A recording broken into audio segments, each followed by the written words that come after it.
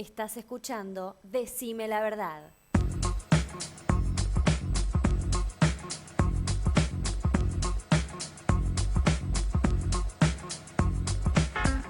Doce 21 minutos, estamos en Decime la Verdad, políticamente rock, en el aire de Vorterix Bahía. Me engancharon con un caramelo en la boca.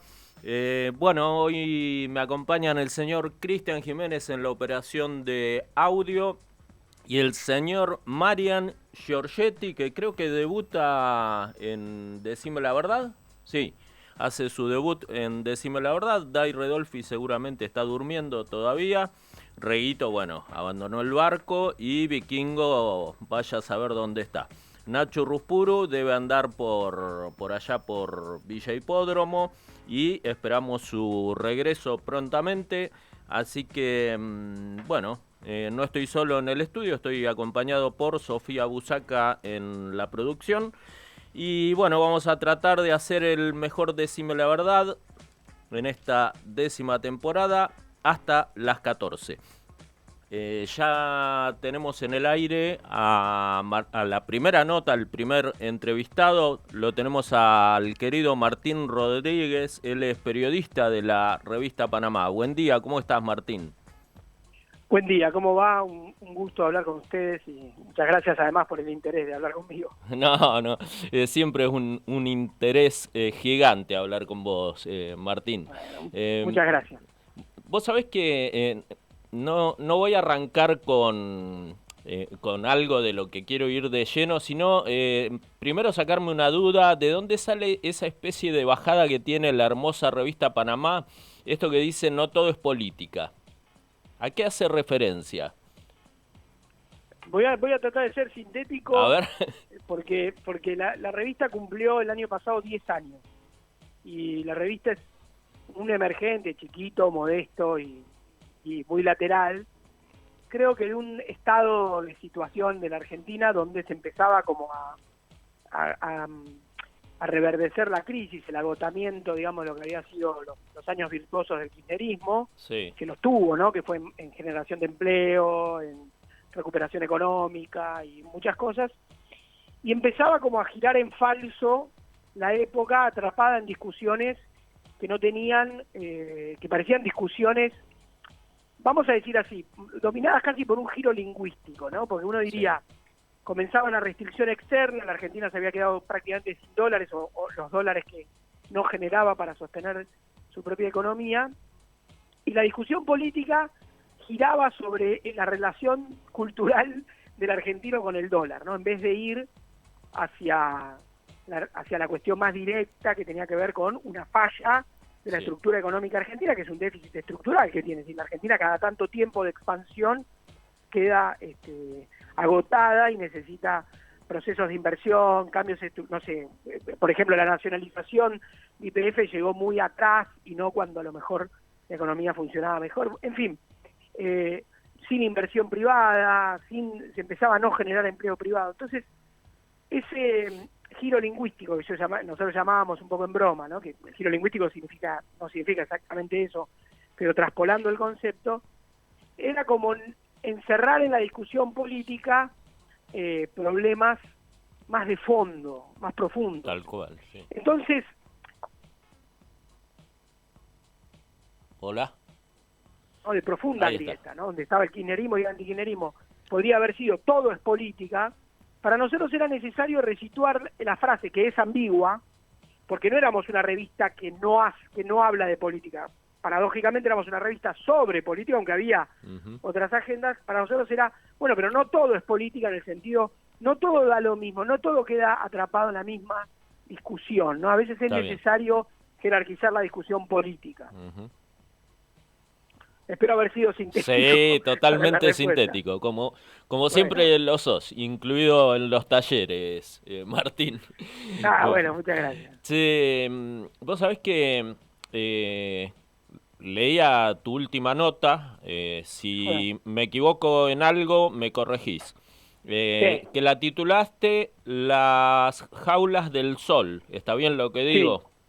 Sí, bien, sí. vos arrancás haciendo una pregunta que yo la estuve reafirmando durante los casi 17 minutos que me llevó leerla. Y la pregunta que te hacías es, ¿qué hará este gobierno con el 24 de marzo? Entonces quiero preguntarte ¿qué respuesta tuviste el pasado 24 y si fue la que esperabas? Eso como primera pregunta. Mira, hace por lo menos desde el 2003 para acá, o tal vez desde antes, ¿no? Tal vez fue una consumación de la década del 90, el partido militar como partido de poder no existe más. Aún en su versión trasnochada y final, como fue la de los cara pintada, ¿no? Donde el poder militar se hacía sentir en la democracia, ¿no? La última sublevación es el 3 de diciembre de 1990, y a partir de ahí hay una subordinación ya definitiva, ¿no? Del poder militar al orden civil. Entonces uno diría, la democracia ya tiene eso ganado. No tiene tantas cosas ganadas, pero eso lo tiene ganado. En materia de derechos humanos, no se consumó porque los militares aceptaron ser juzgados de antemano, sino en una serie de avances y retrocesos. La piedra fundamental fue, obviamente, el juicio de la Junta, luego hubo indultos, etcétera. Y sobre eso, sobre la decisión de cómo juzgar los años 70 y el terrorismo de Estado, diríamos que se cifran las grandes, o una parte de las grandes decisiones simbólicas de cada gobierno. Kirchner reabre los juicios, y me parece que sobre eso hay un consenso. Macri vacila en zamarrear ese árbol, por decirlo mal y pronto, pero luego no hace demasiado. O sea, hubo un 2x1 ahí, que qué sé yo, que después fue guardado. Macri dijo que él no iba a promover la impunidad, y los juicios siguieron. Acá, si uno diría, bueno, este gobierno tiene una mirada contundentemente contraria a ese consenso. Ahora, ¿qué va a hacer al respecto? ¿Va a desarmarlo? ¿Va a trabar los juicios? Esa es una pregunta que no se responde solo con lo que hizo el 24, porque esto es una película. Pero si uno mira la foto del 24, diría, produce un mensaje contrario a ese consenso, planteando cuestionamiento a la cifra, planteando el cuestionamiento a la posibilidad de ser juzgada también la guerrilla, etcétera, etcétera. Pero queda ahí. El video es muy malo, el testimonio de Tata Joffre es deplorable, le adjudica al kirchnerismo todo. Sí. Por eso digo, le adjudica al kirchnerismo todo cuando el juicio a la Junta lo impulsó Alfonsín, los juicios a la verdad surgieron en los 90 y las indemnizaciones a los familiares desaparecidos las pone Menem. Con lo cual, incluso si vamos más lejos, diríamos, Kirchner llega al poder, tiene el mérito de reabrir los juicios, pero además ya tenía militares presos, porque las causas por expropiación de bebés no estaban alcanzadas por ninguna ley de impunidad. Entonces, toda esa trama, la tenacidad del movimiento de derechos humanos está ajena, o sea, no plantea. Entonces, no lo plantea el video, me parece como no se toman en serio algo que hay que tomar en serio, incluso para discutirlo. Vos lo querés discutir, en democracia todo es discutible, ahí sí uno diría todo es política, todo es discutible, porque no se trata de impugnar discusiones, bueno, discútanlo, pero como decía Fito Páez, a la altura del conflicto, ¿no? No una discusión de leitmotiv banales que no llevan a nada, que no se sabe qué argumenta. Entonces, me parece que, te diría, al final del día pareciera que no se rompió nada. Un mal discurso, un mal video, una marcha masiva y punto. Ahora vamos a ver qué pasa a futuro. Una discusión que está ahí, que yo no la agrego en esa nota que vos decís, que es otra historia, que tiene que ver con el uso de las Fuerzas Armadas en Rosario. Creo que esa es una de las grandes discusiones que también están presentes, y paradójicamente Victoria Villarroel, que tiene una relación muy fuerte con los militares, incluso con los militares presos, ¿no? Los genocidas, Victoria Villarroel plantea ahí una objeción legal más que atendible, ¿no? Dice, la ley de seguridad interior no permite la utilización de las Fuerzas Armadas en un episodio de narcotráfico, de delito, porque los narcotraficantes son civiles, no son una fuerza, digamos, una fuerza invasora, un ejército regular de otro país, ni un brazo terrorista de nadie como la Hamas, por ejemplo. Entonces ahí plantea una objeción directa, una persona que conoce la corporación militar mucho más que Milei, ¿no? Tal cual. Y es una observación la que haces y un detalle que es para súper tener en cuenta. Yo te voy a redoblar esto que vos nombrás como fundacional, el saber cómo iba a actuar el gobierno el 24. Te voy a redoblar la pregunta. Y te quiero consultar, si vos te hicieras esa misma pregunta, pero con otros temas sensibles como la pobreza y el hambre. ¿Cuál es la respuesta que te está dando el gobierno? Bueno, diríamos, en primer lugar, está agravando muchos de esos problemas, se están agravando. Es cuestión de mirar también los lógicos efectos sociales que tienen muchas de sus medidas. Es decir, el gobierno devaluó, el gobierno creó un pico inflacionario que ahora aparentemente lo pretende atemperar con una lógica muy concreta, que es, lo voy a decir mal, no soy economista, digo, la corrección de la inflación por el enfriamiento de la economía, ¿no? Es decir, es decir, es lo que supo y no quiso incluso Macri, ¿no? Que planteaba una ecuación más, una de cal y una de arena, ¿no? Es decir, Macri tuvo un año como el año 17, te diría, de expansión de la economía o de crecimiento económico, ¿no? Acá parecen decididos a atacar la inflación, bajar la inflación y pagar todos los costos que sean necesarios para bajar esa inflación. ¿Cuáles son los costos? Crecimiento de la pobreza, ¿no? Es decir, crecimiento de la tasa de desempleo y crecimiento de la pobreza. Nosotros veníamos de una situación compleja, delicada.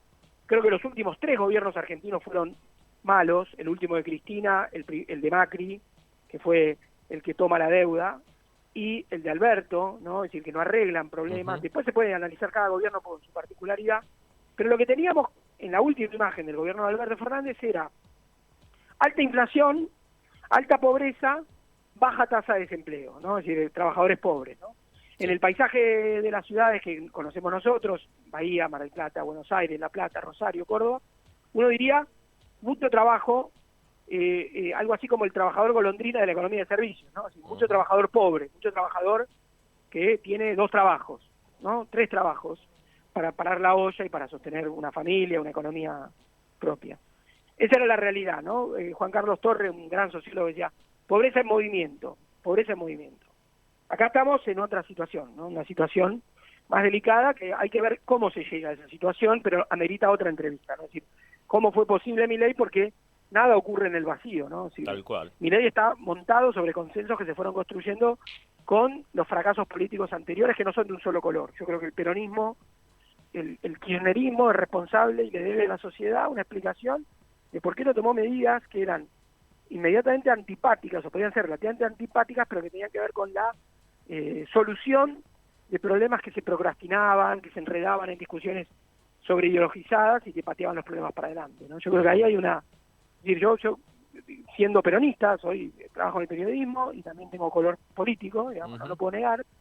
Mi reproche al peronismo ya no es tanto por izquierda, que sería el lugar común y fácil que uno puede hacer, sino decirle al peronismo, ¿por qué no reordenaste, por ejemplo, la macroeconomía de un modo más sincero de cara a la sociedad y no ese último gobierno de Alberto Fernández que pareció una asamblea universitaria, ¿no? Así, es muy difícil ver en muchos jóvenes o no tan jóvenes ya, que se proyectan como alternativos, ver la entidad de hombres de Estado cuando han sido un gobierno dominado por caprichos, ¿no? Ideológicos, ¿no? Por tensiones caprichosas. Sí. ¿Y cómo lo ves en este momento entonces al peronismo?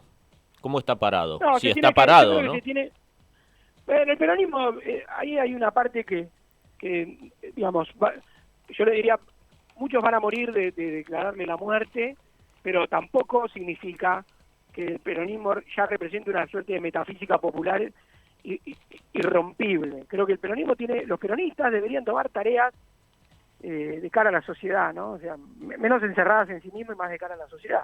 Yo creo que sería bueno una autocrítica y sería bueno también, obviamente, una decisión resistente, ¿no? Si el peronismo está lleno de gente con responsabilidades importantes. Hay gobernadores, hay intendentes, hay sindicalistas, hay hombres y mujeres que paran ollas en barrios o que tienen organizaciones sociales, y esa gente tiene una responsabilidad irrenunciable y no los veo renunciando a esa responsabilidad, ¿no? O sea, creo que hay tareas que se van a seguir haciendo. Creo que puede haber buenos gobernadores, puede haber buenos intendentes, puede haber buenos sindicalistas y buenos referentes sociales, incluso referentes, porque pensando el peronismo más como sector social que como puramente sector político, creo que eso incluye hasta sectores clericales que tienen responsabilidades importantes y las llevan adelante. Ahora, el peronismo como digamos, como grupo político que tiene que mirar de nuevo a la sociedad y proponer una alternativa, ahí le falta mucho, sobre todo porque no se puede responder con lo mismo de siempre. No se puede responder como si el peronismo quedara encerrado en la área metropolitana de Buenos Aires, ¿no? Es decir, yo creo que hay un rol de peronistas santafesinos, cordobeses del interior, que va a ser necesario que den un paso, ¿no? Si yo miro de reojo permanentemente qué pasa en el peronismo cordobés, que estuvo históricamente peleado con el kirchnerismo, pero que tiene, me parece, un modelo distinto y un modelo de relación distinta con el campo, por ejemplo, que va a ser necesario para el futuro, ¿no? Es decir, el sector exportador no puede no ser parte del peronismo del futuro. Interesante esto. Y para seguir analizando. Martín, bueno, te hago la última porque sé que estás ahí en familia y así podés disfrutar de estos momentos, que es lo más importante, poder estar con la familia y con los que nos quieren. Esta última tiene que ver con nosotros, con los autogestivos, por decirlo de algún modo. Justamente, ¿cómo hacemos los autogestivos para mantener una revista Panamá que cumple 10 años o un Decime la Verdad que también cumple 10 años este año? Mirá, bueno, feliz cumpleaños anticipado, pero feliz cumpleaños a los queridos amigos. Mira, yo creo que las ideas sostienen los proyectos. Obviamente que, como dice, ¿no? De algo hay que vivir y hay que parar la olla y hay que tener, y eso es difícil de ver porque además en un momento de recortes y de ajustes se vuelve muy difícil. Pero yo creo que si, no, es decir, como decía Sarmiento, las ideas no se matan, es decir, todo medio que está sostenido sobre un grupo de ideas, un conjunto de ideas válidas y que saben y que tienen diríamos, la voluntad ética de nadar contra la corriente, se va a mantener. Y eso yo creo que es el único mensaje que uno puede tener. Si uno tiene ideas, y esas ideas son sólidas, y esas ideas también se aceptan cuando nadan contra la corriente, cada medio se va a sostener.